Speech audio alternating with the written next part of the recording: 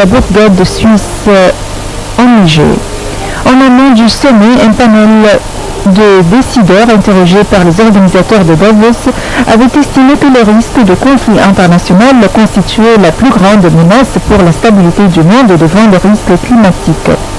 Les intervenants d'une première table ronde consacrée à la sécurité mondiale en ont convenu, jugeant la situation instable. Dans les couloirs de Davos où se côtoient la manière informelle chef d'État, patrons d'entreprise, quelques artistes ou journalistes, l'avenir de l'économie mondiale est largement discuté. Et là aussi, les nuages s'accumulent. Le FMI a abaissé mardi sa prévision de croissance mondiale pour 2015 et 2016 dans un contexte de ralentissement chinois et d'incertitude sur la santé de la zone euro. La Banque centrale européenne devrait vraisemblablement annoncer jeudi un programme massif de rachat d'actifs pour tenter de relancer l'économie et lutter contre la menace de déflation. Ce sujet sera largement analysé par tous les chefs d'entreprise et banquiers centraux qui hantent les couloirs du centre de conférence transformé en camp retranché. Le volet énergétique risque aussi d'être central avec des cours du pétrole particulièrement bas.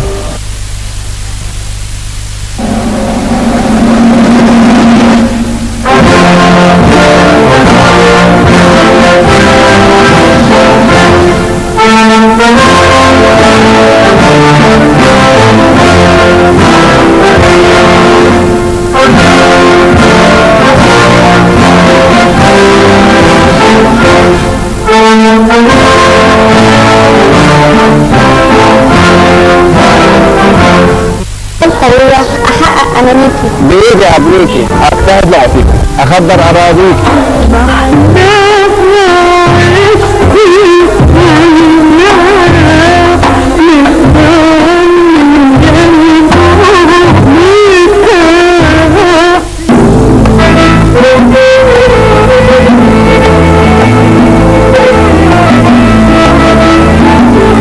أبني العالم دي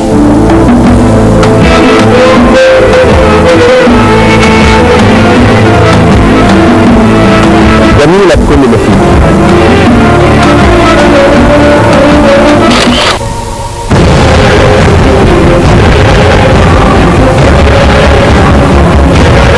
بدم رحمته.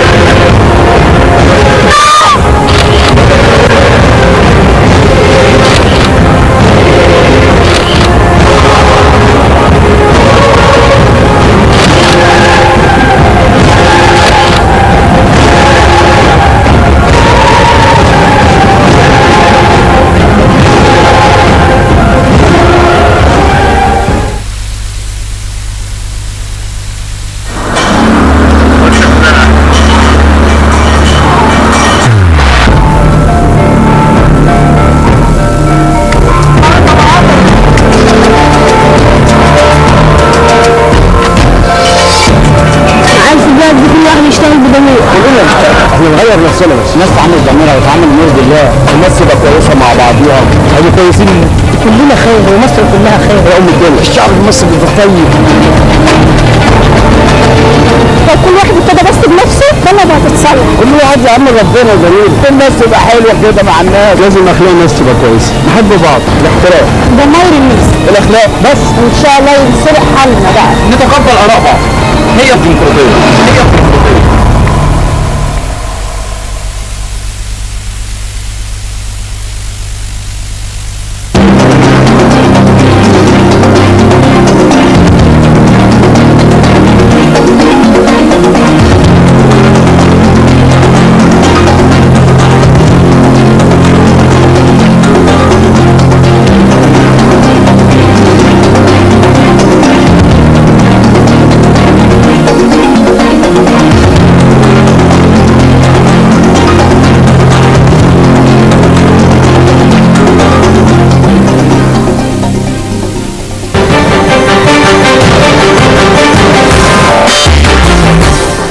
Bien, monsieur, on se retrouve donc, mais en présence de monsieur Mounir Mahar, économiste, bonsoir monsieur Mahar, et de monsieur Mounir Azam, journaliste politique, essentiellement. Bonsoir monsieur Azam. C'est avec le politique d'ailleurs que nous allons entamer cette deuxième partie de l'émission de ce soir. Quels sont vos pronostics quant aux résultats politiques de la conférence de Davos pour l'Égypte? Écoutez, l'Égypte essaye de se remettre au diapason du monde entier, de redonner confiance à tous les partenaires et à tous les investisseurs. Et puis, le plan économique est un plan absolument vital, parce que quand l'économie est en baisse ou qu'elle mène à la prévarication, ça provoque nécessairement des actes terroristes. Donc il faut que l'économie se stabilise, il faut qu'on redonne confiance à tous nos partenaires à travers le monde, et c'est ce que le gouvernement égyptien en ce moment est en train de s'efforcer de réaliser. Pensez-vous que la présence du président Sisi à Davos incite beaucoup plus de nations occidentales à reconnaître la légitimité du gouvernement actuel de l'Égypte et à cesser tout soutien aux islamistes? Je pense que certainement sa présence est importante, vu que c'est quand même lui le moteur de la politique actuelle du gouvernement. Donc sa présence est une présence de poids, et c'est ça qui va redonner confiance à tout le monde. Redonner confiance en la démocratie égyptienne. Ils cesseront de parler de coup d'État, ils cesseront de dire sur l'AFP le premier président démocratiquement élu d'Égypte, etc. Devant le sang. J'espère bien, parce que l'affaire du coup d'État, évidemment les États-Unis n'ont jamais parlé de coup d'État, sinon ça les aurait obligés à arrêter toute aide à l'Égypte. L'Europe et les médias continuent à parler de coup d'État jusqu'aujourd'hui, alors que c'était un mouvement issu du peuple, et ça, on n'a même pas besoin de le prouver. D'accord. Monsieur Mahar, alors, côté économique, vous êtes optimiste quant au résultat de cette conférence. Croyez-vous qu'une foulée d'investisseurs viendrait en Égypte, ou il faudrait attendre un petit peu, vous mesurez un petit peu l'optimisme Nous pouvons avoir un optimisme que l'on peut étendre un tout petit peu dans le temps. Il est évident que pendant 3 ans, l'Égypte était très occupée à régler ses problèmes internes et à se redéfinir dans des optiques de mouvance extrêmement importantes. Et donc, tout l'aspect international a été certainement négligé. Nous reprenons maintenant l'activité sur les plans à la fois politiques et économiques, sur les scènes internationales. Il y a des présentations à faire, il y a une présence et une présence acceptée. Donc le fait que la présence soit acceptée déjà, que l'on soit invité à aller à Davos, c'est une belle percée. Ça n'aurait pas été aussi facile il y a 1 an. Donc, je trouve qu'il y a déjà une amélioration dans le fait qu'on a un dialogue avec les instances internationales dans un forum aussi important que celui de Davos. Ça, en soi, c'est déjà un succès. Qu'il en ressorte des accords exceptionnels en 1 semaine ou en 3-4 jours, on n'a quand même pas pensé à un optimisme aussi grand. Mais nous faisons maintenant partie des gens avec lesquels on dialogue.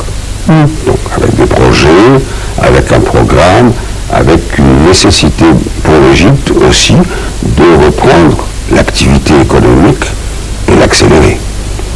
D'accord.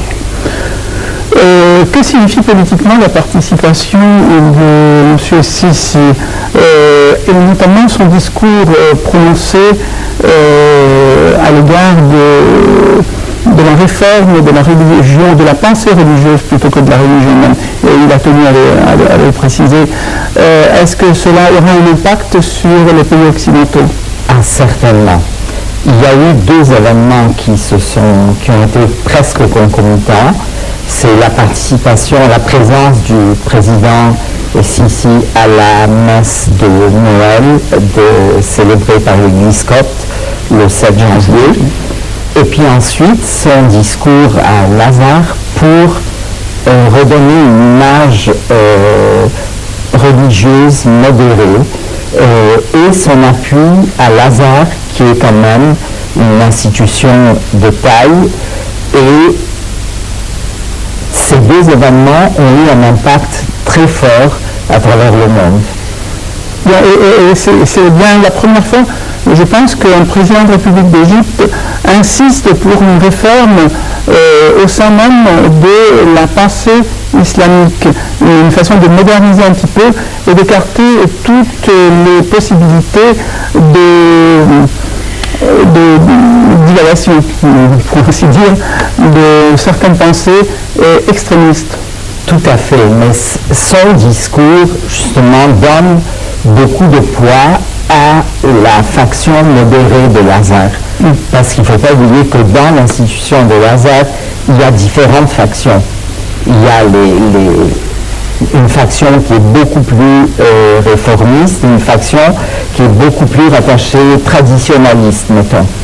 Alors son discours donne du poids à la faction réformiste modérée, qui est représentée notamment par le cheikh actuel de Lazare.